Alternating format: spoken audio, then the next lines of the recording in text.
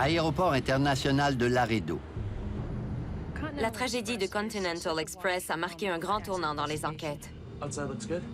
Okay, I've done the cockpit scans. We're set for the before start checklist. Vol 2574 de Continental Express. Ça s'est passé extrêmement vite. Le choc a été d'une telle violence, l'avion n'était plus manœuvrable. Oh my God, look.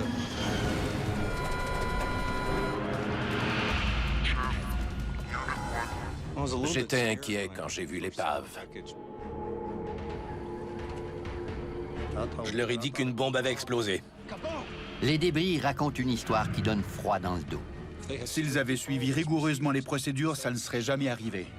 Cette tragédie prouvera que l'enfer est pavé de bonnes intentions.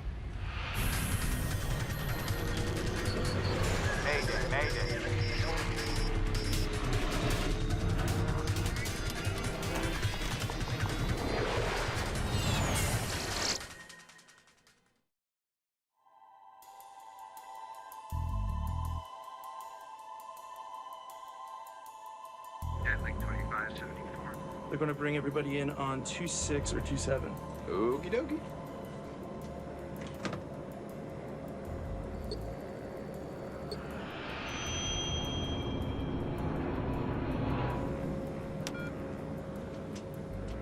Autopilot off.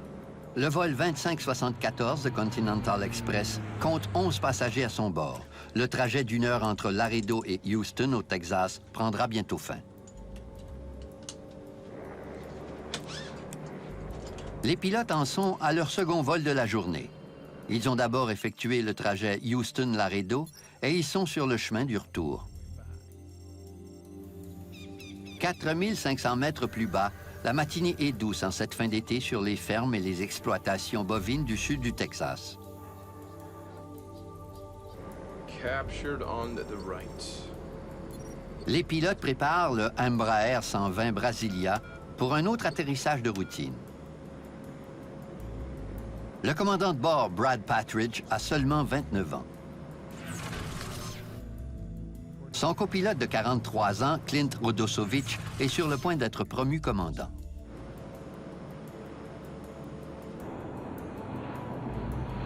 Ils se trouvent à 110 km de Houston, où ils habitent tous les deux.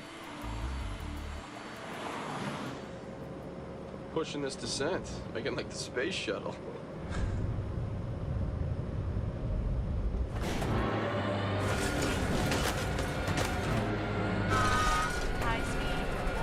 En un clin d'œil, l'avion plonge droit vers le sol. Il perd 600 mètres d'altitude en quelques secondes à peine.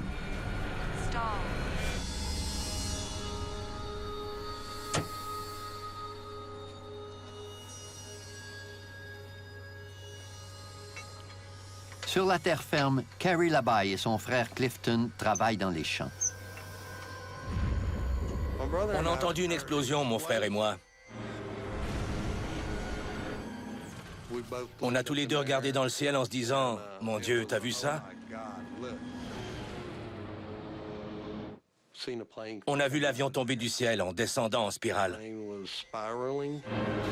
Le vol 2574 percute le sol à plus de 500 km/h.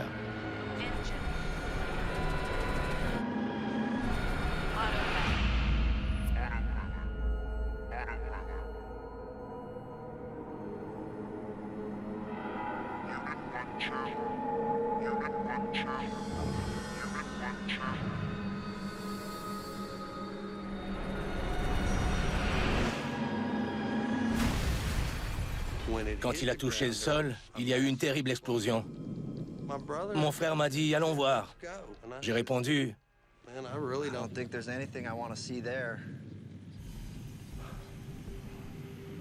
Quand j'ai appelé le 911, on m'a demandé où ça s'était passé exactement. Je leur ai dit qu'ils n'avaient qu'à suivre la fumée. What we see on the ground is not recognizable in any shape, form, or fashion as having been an airplane. Les pompiers trouvent les débris fumants de l'appareil au milieu d'un champ agricole près de Eagle Lake, au Texas, à 110 km à l'ouest de Houston.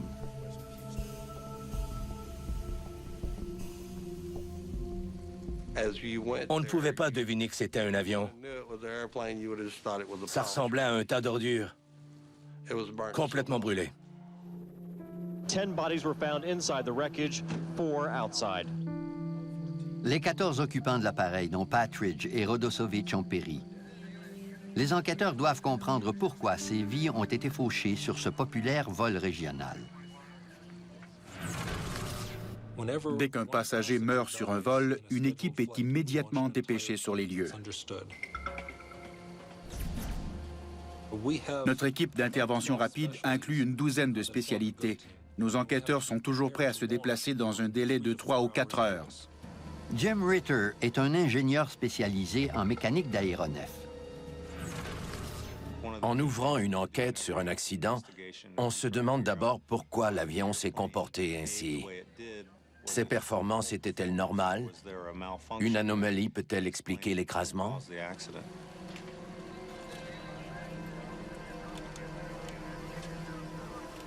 J'étais inquiet quand j'ai vu l'épave.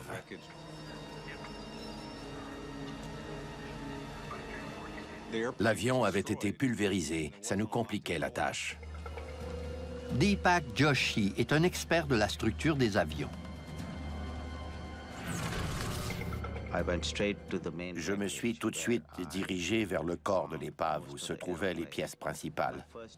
Ma première tâche consistait à repérer les extrémités de l'avion.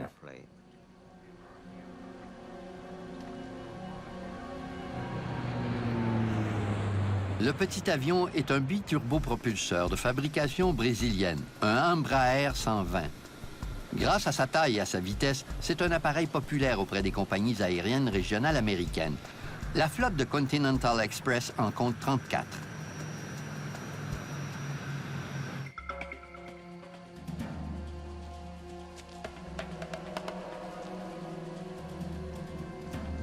Dès le premier jour de l'enquête, en arrivant sur les lieux, on a interrogé 6 témoins.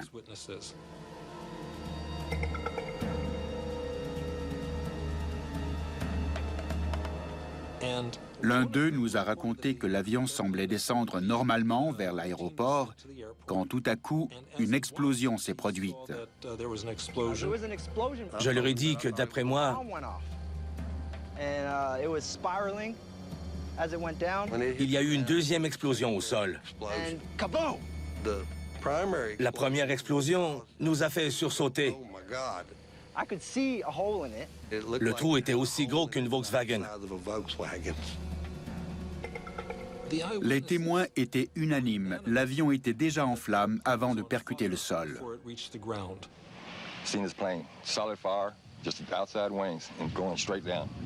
L'aile était arrachée.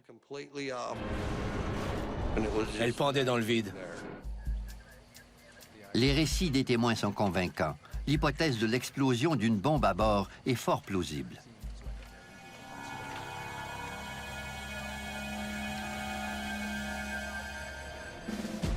Des agents du FBI arrivent rapidement sur les lieux à la recherche de preuves témoignant d'un acte criminel. The FAA said that they believed that there had been a mid-air explosion and it went off the screen very rapidly. Le FBI a reçu des informations laissant croire qu'une bombe avait été posée dans l'avion.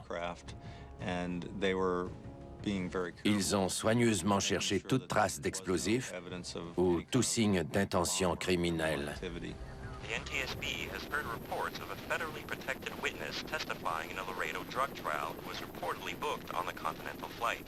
The suspect missed the flight after the trial ran late. What I'm telling you is our investigators have nothing on that. I don't know how much more clear I can be on that. Les débris révèlent aux enquêteurs un indice sur l'écrasement. Le poste de pilotage et le fuselage étaient là, de même que l'aile gauche, repliée sous l'aile droite. On a aussi retrouvé une partie du plan fixe vertical. Par contre, le plan fixe horizontal ou stabilisateur était introuvable. L'Embraer 120 est un avion à empennage en T. Le stabilisateur est installé au sommet du plan fixe vertical. Je me suis demandé où il était passé.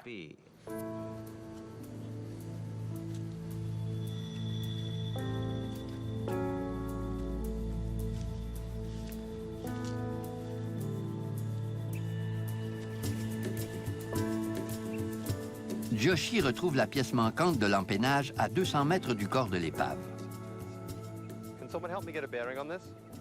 Ça me laissait croire qu'il y avait bel et bien eu une désintégration en vol.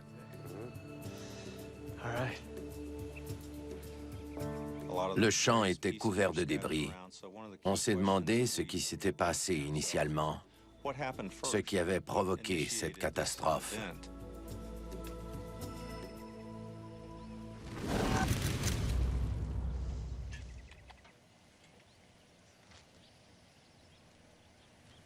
I'm guessing that tail came off at about 9,000 feet. Cet élément de preuve avait quelque chose à nous apprendre.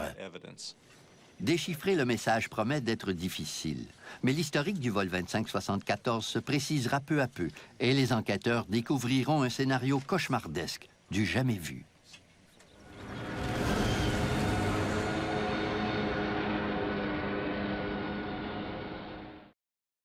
All 14 people aboard were killed, among them the pilot, Captain Brad Patridge of Kingwood. Les enquêteurs du NTSB récupèrent les boîtes noires dans la partie arrière du fuselage du vol 2574 de Continental Express. Les enregistreurs jouent un rôle primordial dans notre travail. C'est ce qui nous révèle ce qui s'est passé. Sans les enregistreurs de données de vol et de conversation, on dispose de très peu d'informations. Les boîtes noires sont expédiées à Washington pour y être analysées. Les enquêteurs s'intéressent maintenant à la queue de l'avion.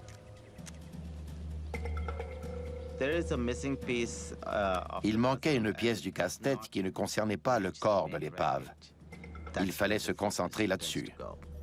Comme la pièce se trouve à 200 mètres en retrait du reste de l'épave, les enquêteurs concluent qu'elle a été l'une des premières à se détacher de l'avion.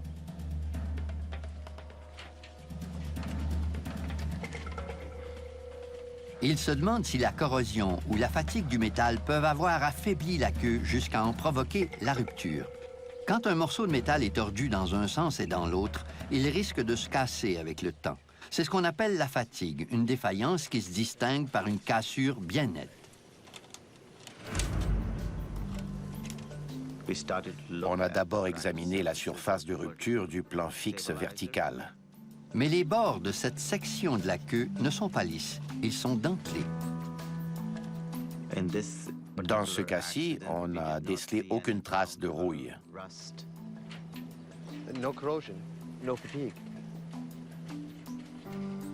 La surface de rupture montre clairement que la queue s'est détachée subitement de l'appareil. À Washington, les techniciens du NTSB ouvrent les boîtes noires. L'enregistreur de conversation dans le poste de pilotage est notre élément de preuve le plus précieux. Il enregistre tout ce qui se dit et s'entend dans le poste de pilotage au cours de la demi-heure précédant l'impact. Certains bruits peuvent nous en dire long, comme le son des moteurs. On entend des tas de choses que l'on peut ensuite interpréter. Mais aucun enregistreur n'offre de garantie. C'est un appareil électronique complexe, relié à plusieurs microphones. Après avoir percuté le sol à près de 500 km/h, l'enregistreur risque d'être endommagé ou irrécupérable. Au Texas, les agents du FBI à la recherche de résidus d'explosifs sur les débris ont terminé leur analyse.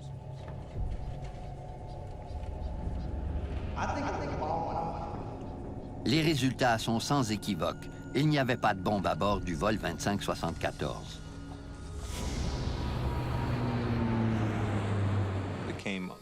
Il devenait de plus en plus évident qu'une cause structurelle était à l'origine de l'accident et non pas un attentat à la bombe. Le feu et l'explosion en vol rapportés par les témoins ont probablement suivi le détachement de l'aile qui a enflammé le carburant à l'intérieur.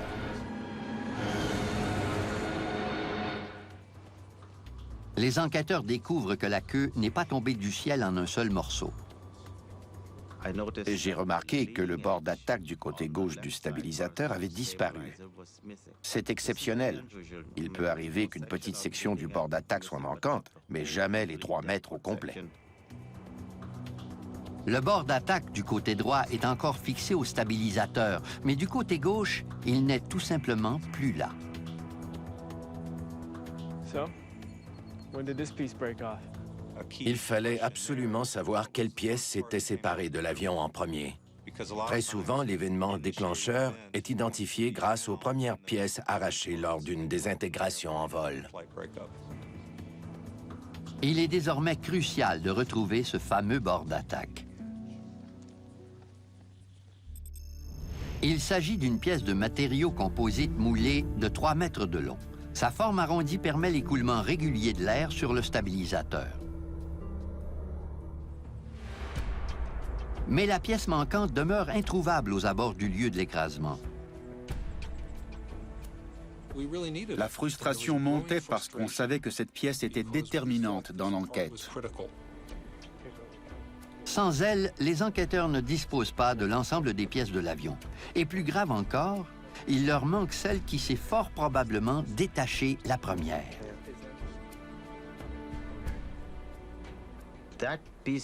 Cet élément de preuve était très important pour la résolution de l'enquête. On a tout mis en œuvre pour retrouver ce bord d'attaque.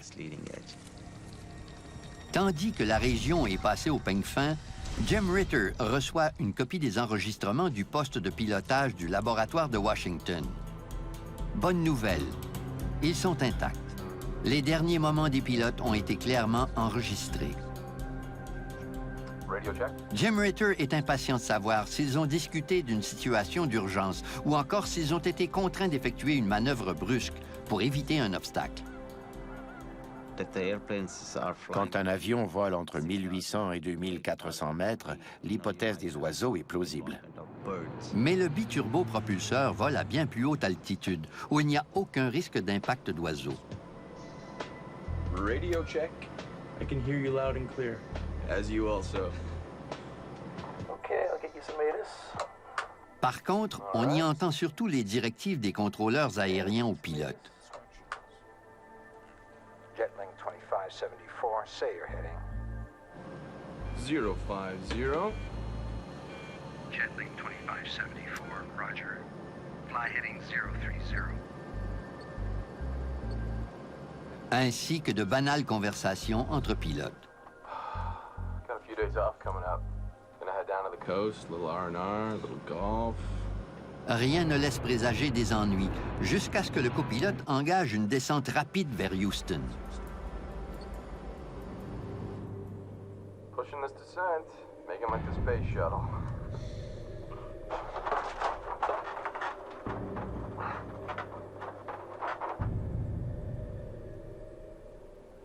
L'enregistreur de conversation nous a appris que l'équipage s'était comporté de façon professionnelle. Ils ont suivi la procédure.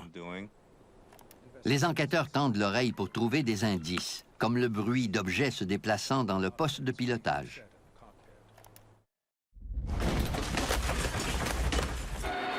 Tout à coup, on entend les moteurs rugir et l'alarme sonner. Mais les pilotes ne parlent plus. L'enregistrement apprend aux enquêteurs que Patridge et Rodosovich n'ont jamais été prévenus de la chute vertigineuse qui se préparait. Ça s'est passé extrêmement vite. D'après moi, les pilotes n'auraient rien pu faire.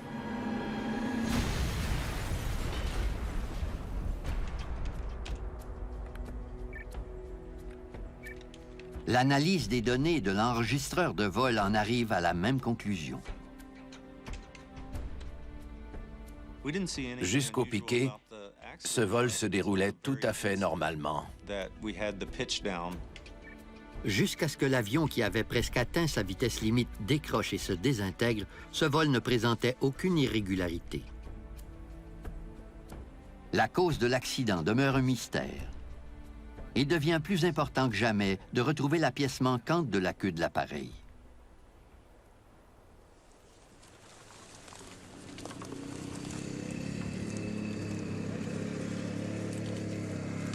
On a organisé des fouilles dans toute la région et ça devenait de plus en plus difficile au fil des jours. Des organisations bénévoles survolaient les lieux en hélicoptère. Ils recherchent une pièce de composite de 3 mètres de long sur un territoire de 12 km². Ce qui revient à chercher une aiguille dans une botte de foin. Les enquêteurs tentent désespérément de retrouver le précieux bord d'attaque manquant du vol 2574. C'est devenu une obsession. Il fallait retrouver cette pièce. Et c'était frustrant de constater que c'était bien plus difficile que prévu.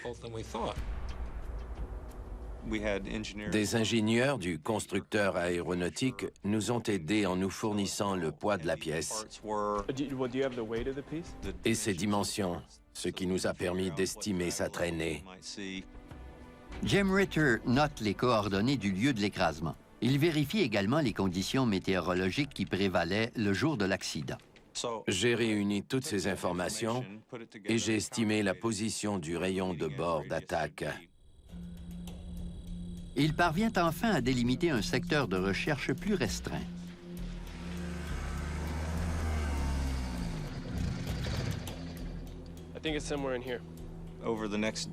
On s'est rendu là-bas et on a fait un quadrillage de la zone. On a cherché la pièce à l'aide de 4 roues et d'hélicoptères. Au 3e jour, le vent tourne enfin en leur faveur. On survolait la campagne texane, une région de ferme d'élevage, quand tout à coup le pilote m'a dit « Je crois l'avoir vu ».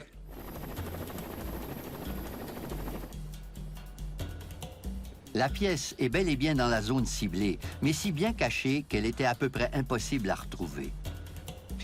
Les gens étaient passés à côté des centaines de fois, mais elle se confondait avec la clôture. Hey Jim, we found it, and it's just where you said it was.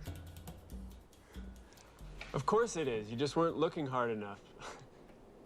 On avait passé d'interminables journées et soirées à calculer où cette pièce pouvait se trouver. J'étais fou de joie quand j'ai appris qu'ils l'avaient retrouvée. Une fois qu'ils ont mis la main sur le bord d'attaque, les enquêteurs estiment avoir réuni toutes les pièces de l'avion.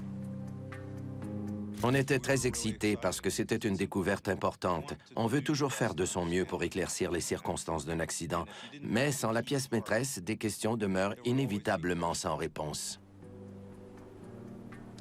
Or, quelque chose de troublant leur saute aux yeux.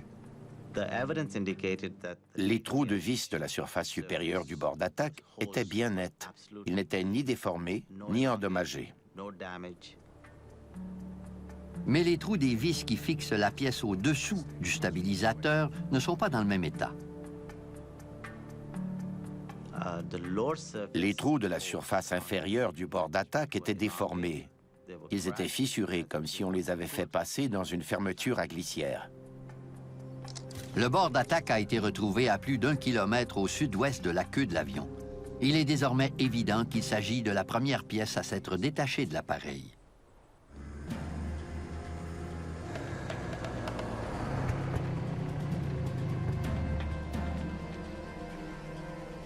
See, look here, look here.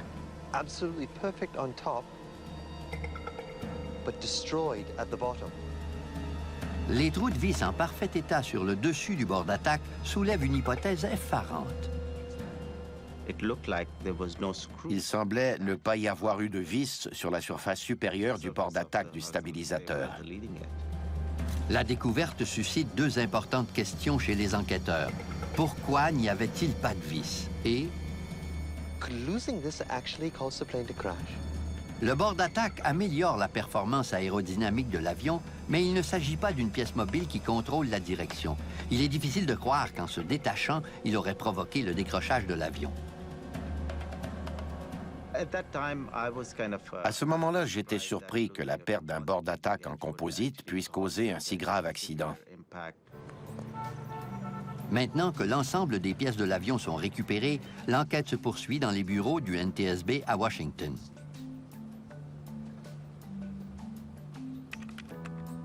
On tentait de reconstituer le casse-tête pièce par pièce, en s'assurant de comprendre chacune des réactions de l'avion après la perte de son rayon de bord d'attaque. Le stabilisateur agit comme une aile à l'envers. Il entraîne la queue vers le bas, tandis que les ailes la soulèvent. La diminution de la force exercée sur le stabilisateur fait donc remonter la queue, ce qui déstabilise l'appareil. On se demandait encore quel était l'impact réel du détachement de cette pièce sur le pilotage de l'avion. On a donc vérifié à l'aide d'une simulation technique si l'appareil pouvait voler après avoir perdu un bord d'attaque. On en a conclu que la situation était incontrôlable. Quand le rayon de bord d'attaque s'est détaché, l'avion a connu une accélération négative de 5 G. Quand l'angle d'attaque a excédé une certaine limite, une aile s'est détachée à son tour, ce qui ne leur laissait plus aucune chance.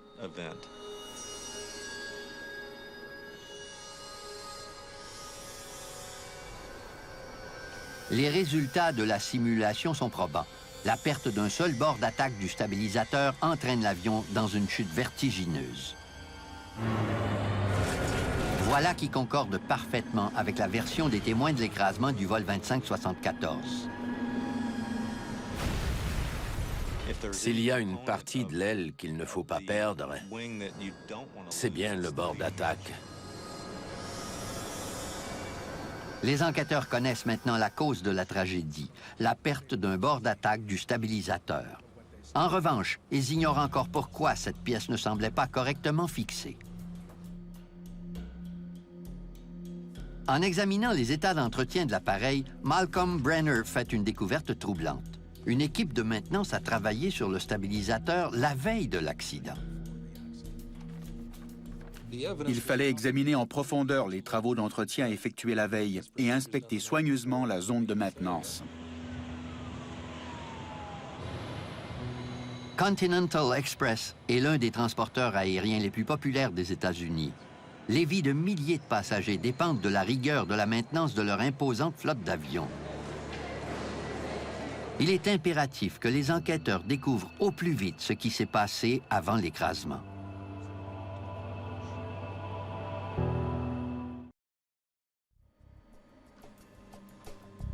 L'enquêteur du NTSB, Malcolm Brenner, s'envole pour l'aéroport intercontinental de Houston afin d'interroger l'équipe de maintenance ayant effectué des travaux sur l'avion la veille de l'écrasement. En résumé, on voulait visiter les installations pour ensuite s'intéresser plus particulièrement à ce qui avait été fait la veille. Habituellement, les quarts de nuit sont très occupés. Les avions doivent être prêts à voler le lendemain matin. Terry Von Tayden enseigne la sécurité aérienne. L'accident du vol 2574 est l'une de ses études de cas. Ils ont de la pression pour réparer les avions rapidement. Parfois c'est possible, parfois non. En prévision d'hiver, Continental Express avait entrepris l'inspection et la réparation des boudins de dégivrage de sa flotte d'Embraer 120. Le boudin de dégivrage est une membrane de caoutchouc que les pilotes peuvent gonfler pour se débarrasser de la glace sur les ailes et la queue. On voulait interroger tous les mécaniciens, les superviseurs et les contrôleurs qui avaient pris part à l'opération. Brenner s'intéresse de plus près à 3 employés. Le chef de car, Adam Dillon. Troy Anderson, un contrôleur de la qualité responsable de vérifier le travail des mécaniciens. Et le chef de car de soir qui avait commencé le boulot, John LePage. Thanks for taking the time. So, what was the plan for the night? We had about 10 hours to change both boots. Remplacer un boudin exige d'abord le retrait du bord d'attaque pour enlever le vieux boudin avant d'en installer un nouveau. Le bord d'attaque est ensuite revissé sur le stabilisateur. C'est beaucoup de travail pour une nuit.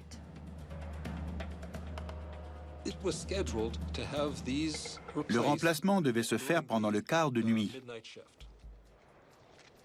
Pour une raison ou pour une autre, l'équipe de soir n'était pas trop occupée et ils ont décidé de commencer les travaux pour aider leurs collègues à réparer l'avion à temps.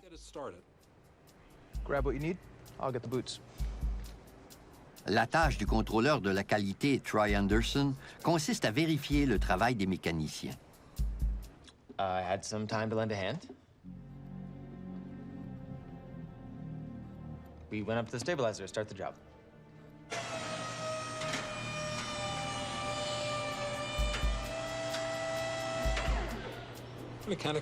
Le mécanicien s'est installé en dessous et le contrôleur sur le dessus pour s'occuper de la surface supérieure. Au quart de soir, le deuxième quart de la journée, on prévoit retirer les vis qui maintiennent le bord d'attaque en place. Le reste du boulot sera effectué par l'équipe de nuit. À 22 heures, Adam Dillon prend la relève comme chef de quart de nuit. Hey, finishing a C-check, engine maintenance, and a boot swap. Both sides. Yep. L'échange de poste est un moment crucial parce qu'il s'agit de poursuivre une tâche qui est à moitié complétée. Il faut se montrer extrêmement précis au sujet de ce qui a été fait et de ce qui reste à faire. When I came onto my shift, I asked how far they got on the de-ice boots. Les mécaniciens ont découvert que plusieurs vis sont foirées. Les retirer sera plus long que prévu. I found out they were still trying to remove the leading edge on the right side. And it was looking like they weren't going to get both sides done.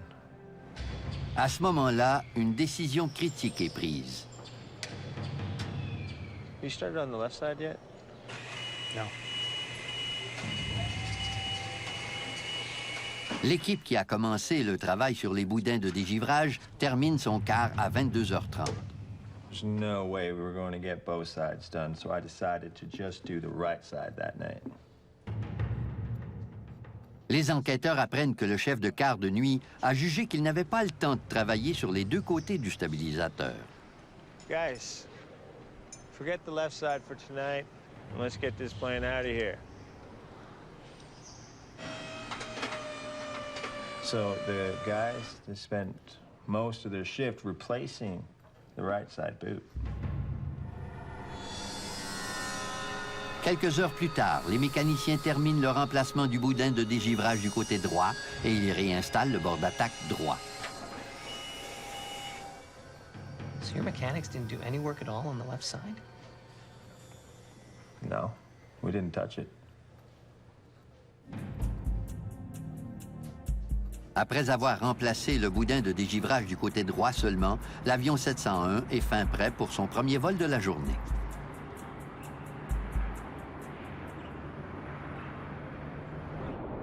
Trois heures plus tard, à 3650 mètres d'altitude, le bord d'attaque gauche se détache brusquement de la queue, en provoquant le terrible écrasement de l'avion.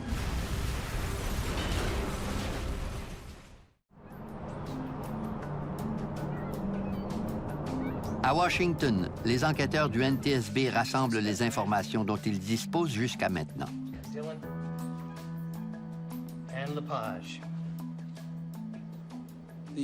En général, les mécaniciens et les chefs de quart ont accepté volontiers de coopérer. Ils nous ont expliqué ce qu'ils avaient fait. Ils étaient dignes de confiance et je crois qu'ils voulaient sincèrement nous aider.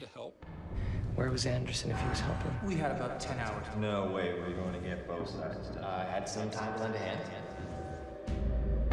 The second shift. Les enquêteurs sont convaincus que les vis de la surface supérieure du côté gauche ont été retirées sans être remplacées par la suite. Mais l'équipe de maintenance est formelle. Ils ont travaillé seulement du côté droit. Les enquêteurs sont perplexes. So the second shift started the job. These guys, they started on the right side. Their inspector, he helped them. Le changement de quart présente toujours un risque. Il y a des procédures très strictes à suivre. Ils ne les ont pas respectées. Le contrôleur s'en est mêlé pour réparer l'avion plus rapidement. C'était très troublant. Did he ever say what he did up there? Yeah, that's great. Let me see that. Help the mechanics remove the de-ice boots. What does that mean?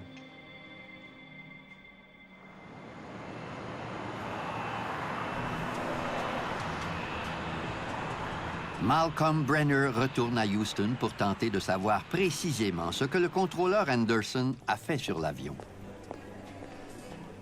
Aider les mécaniciens à retirer les boudins, c'est une formulation très simple. Ça ne dit pas quels gestes ont été posés, quelles pièces ont été retirées, à quelle étape en était la maintenance au moment du changement de quart. Help the mechanics remove the de-ice boots. What did you do? Well, it wasn't that busy, so I offered to help the guys. Le contrôleur a grimpé sur le monte-personne pour aider les mécaniciens. Ce n'était pas son travail. Il a dit qu'il avait le temps de leur donner un coup de main pour accélérer les travaux, mais ce n'était pas son rôle. Ce n'était pas une bonne idée.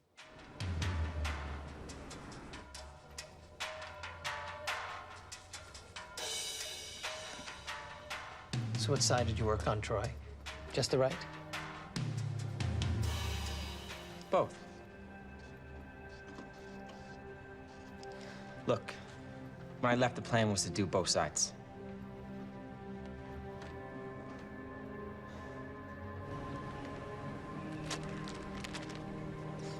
Ce qui me trouble le plus, c'est le comportement du contrôleur.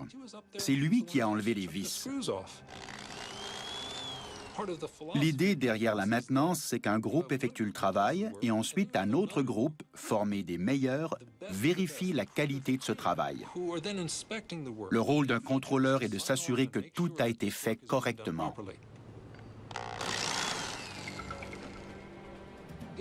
Il avait un sac de 40 vis et il a laissé le sac de 40 vis sur le monte-personne pour le quart suivant.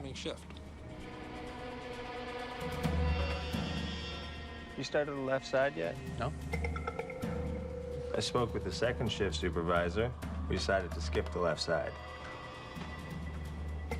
Il a demandé au chef de car s'il avait fait des travaux du côté gauche, qui lui a répondu « Non, non, pas que je sache ». Guys, forget the left side for tonight, and let's get this plane out of here. Aucun ouvrier du quart de nuit ne sait que Troy Anderson avait commencé à retirer les vis du côté gauche. Les travaux n'ont pas été notés et les procédures établies, qui sont sécuritaires, n'ont pas été suivies. Did you give your mechanics the paperwork to fill out on the job? No. Sometimes the paperwork takes longer than the job itself. Au changement de car, il faut remplir un rapport écrit que tout le monde pourra consulter. Ça n'a pas été fait. Aucun mécanicien du quart de soir n'a rempli les cartes de travail qui doivent décrire en détail ce qui a été fait pour tenir leurs remplaçants informés. On a demandé au chef de car pourquoi ça n'avait pas été fait et il a répondu « C'était une procédure très simple. Ce n'est pas toujours nécessaire. Si on enlève quelques vis, pas besoin de remplir une carte. Ça ne vaut pas la peine. » J'ai trouvé ça très inquiétant. Sans compter que Troy Anderson est demeuré vague sur ses gestes. Son rapport ne mentionnait pas qu'il avait enlevé les vis du côté gauche. Il ne se considérait pas comme un mécanicien ayant travaillé sur cet avion. C'est probablement pour ça qu'il n'a pas accordé suffisamment d'importance à la rédaction des cartes de travail. À ses yeux, c'était le boulot des mécaniciens. Une erreur de maintenance est donc à l'origine de l'écrasement du vol 2574. Mais un mystère persiste. L'avion a parcouru plus de 800 km avant de perdre son bord d'attaque. C'était très surprenant que le stabilisateur soit demeuré intact pendant le premier vol. Pourquoi n'est-ce pas survenu plus tôt?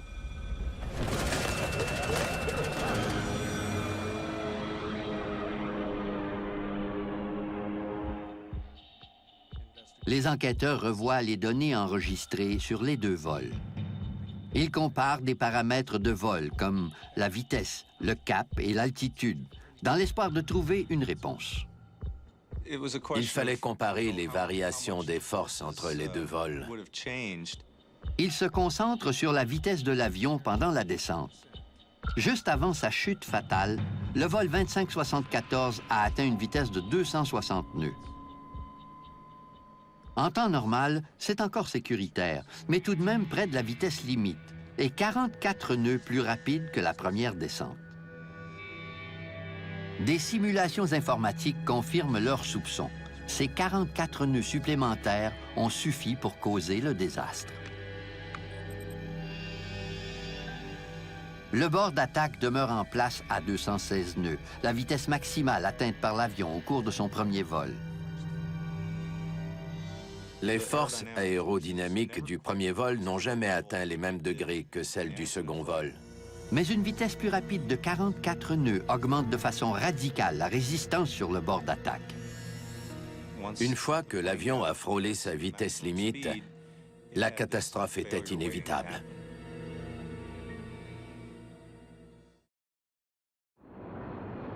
La signification tragique des dernières paroles du copilote Rodosovich ne fait plus de doute pour les enquêteurs. Pushing this descent, making like the space shuttle. Sa descente rapide a scellé le funeste destin du vol 2574.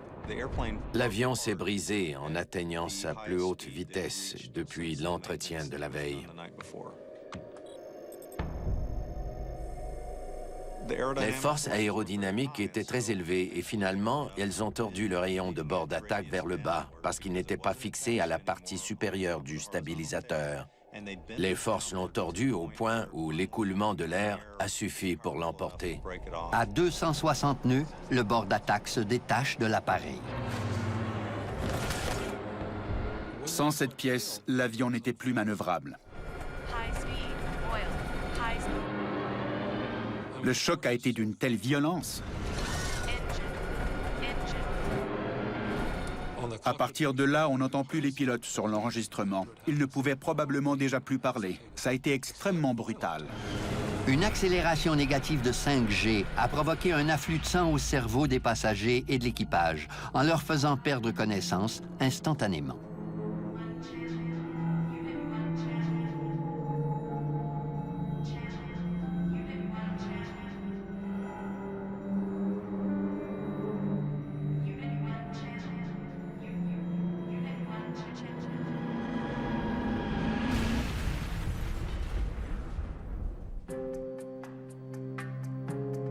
Le NTSB conclut que l'accident est dû à la négligence. Les vis qui maintenaient le bord d'attaque gauche au stabilisateur n'ayant pas été réinstallées.